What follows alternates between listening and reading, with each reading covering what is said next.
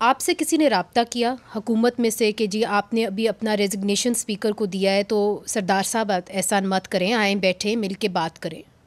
نہیں تو ابھی تک کسی نے رابطہ نہیں کیا، اور رابطہ کریں بھی تو کس طرح کریں گے؟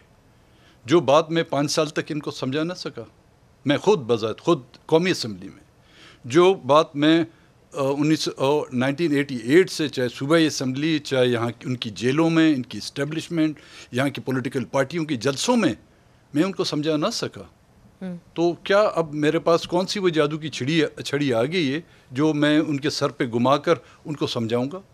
چونکہ عرفان صدیقی صاحب نے بھی کہا تھا کہ جی میں آپ کی ملاقات کراؤں گا وزیر اعظم سے، تو کیا کسی کا بھی آپ کو حکومت کے صفوں میں سے فون نہیں آیا کہ جی آپ کیا کر رہے ہیں؟ کسی بھی سیاستدان کا فون نہیں آیا کہ جی آپ کیوں استعفیٰ دے رہے ہیں؟ نہیں، میں نے تو اپنا استعفیٰ دے دیا جی. اس کے بعد آپ کو کوئی نہیں، رابطہ کوئی ان کی طرف سے کوئی رابطہ نہیں. اب اگر ان کو بات کرنی ہے، میرے ہاتھ میں کچھ نہیں جی.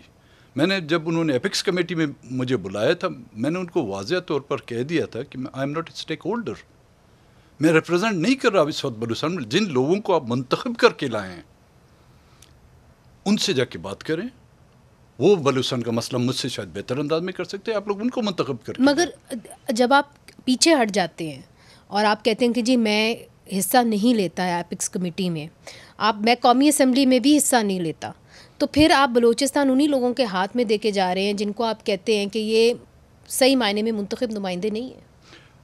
نہیں صاحب، اپیکس کمیٹی میں جو لوگ گئے تھے ان سے تو آپ پوچھ کے دیکھیں انہوں نے کیا باتیں کی اور وہاں سے ریٹرن میں ان کو کیا جواب ملا. ان کے تو کیٹیگورلی کہہ دیا انہوں نے کہ جی جو ہے ہم ان کو نہیں چھوڑیں گے، ہم جنہوں نے بندوق اٹھائی ہے ان سے ہم نمٹ لیں گے. بھائی ہم نے تو بندوق نہیں اٹھائی ہے. میں یہاں پہ بندوق اٹھا کے اسمبلی میں آیا تھا جو مجھے بات کرنی دی. 2018 سے آج دن تک آپ خود ہی بتائیں، میری ہر اسپیچ آن ریکارڈ ہے.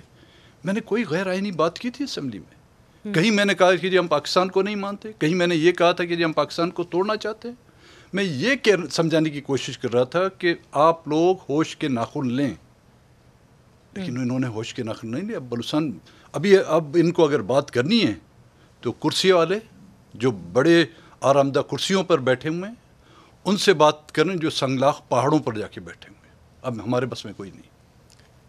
مگر یہ جو آپ بے بسی کی تصویر کھینچ رہے ہیں اسے دیکھ کے بہت ڈر لگ رہا ہے، چونکہ ایک طرف سے وہ لوگ ہیں جو کہتے ہیں بندوق کے علاوہ کوئی حل نہیں، دوسری طرف وہ لوگ ہیں جو یہ کہہ رہے ہیں کہ جی ہم احتجاج کریں گے اور پرتشدد احتجاج کریں گے. آپ کی وزیر اعظم سے ملاقات ہوئی 23 جولائی کو، جی اس میں کیا بات ہوئی؟ کیا 23 جولائی 1923؟ اچھا، اس وقت جب حکومت تھی، جب پی ڈی ایم کی حکومت تھی جی، اس وقت میری جو میٹنگ ہوئی تھی اس میں وزیر اعظم تھے، ان کے کیبنٹ کے اراکین تھے اور آرمی چیفز تھے، اس میں D G I S I تھے. یہی بلوچستان کے مسئلے پر جب زیادہ بات ہوئی تو میں نے بولا آپ، کیونکہ ہمیں وہ بو تو آ گئی تھی کہ اگلے الیکشن میں ہمیں نہیں چھوڑیں گے یہ لوگ، اور اعتراض کر رہے تھے کہ یہ بہت بولتے ہیں. کوئی دوست یار تھے وہ ہمیں کہتے تھے، تو میں نے کہا جی آپ کو ہماری سیاست پہ اعتراض ہے، بتائیں کیا اعتراض ہے. اگر آپ کو ہماری طرز سیاست پسند نہیں، آپ لوگ ہمیں نہیں سیاست میں دیں، ٹھیک ہے ہم کنارہ کش ہو کے بیٹھ جائیں گے.